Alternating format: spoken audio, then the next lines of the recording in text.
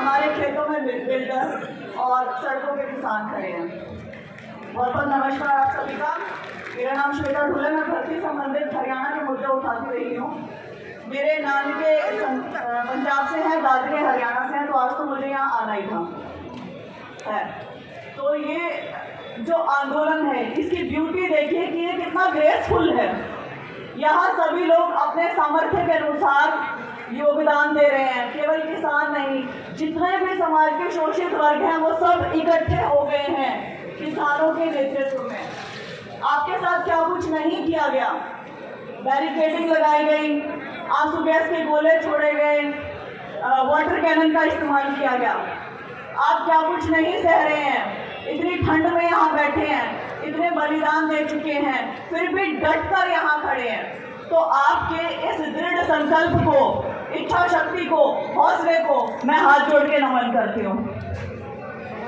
खैर, तो जो इस आंदोलन में एक एंगल है, अंतर्राष्ट्रीय जो इसका पहलू है वो बहुत कम टच किया गया है, तो मैं उसके बारे में बात करना चाहूँगी। क्योंकि समय कम है तो जल्दी उसको निपटाऊंगी। पहली बात, WTO वर्ल्ड ट्रेड ऑर्गेनाइजेशन, वैश्विक व्यापार संगठन का भारत एक हिस्सा है, तो वहाँ पर हमारे ऊपर कुछ पाबंदियां लगा दी गई दूसरे देशों द्वारा, इसलिए ये कृषि कानून लाए गए हैं। पहली बात।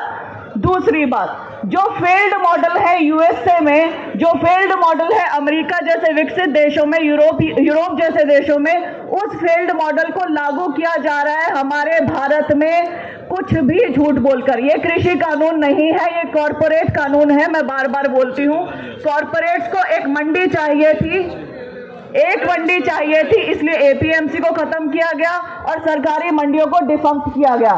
दूसरी चीज, कॉरपोरेट्स को कॉन्ट्रैक्ट फार्मिंग करनी थी, क्योंकि वो बताना चाहते थे कि हमें क्या उगाना है, वो बताना चाहते थे, इसलिए ये कानून आया। तीसरा, एसेंशियल कमोडिटीज एक्ट की भंडारण पर छूट की सीमा खत्म कर दी गई।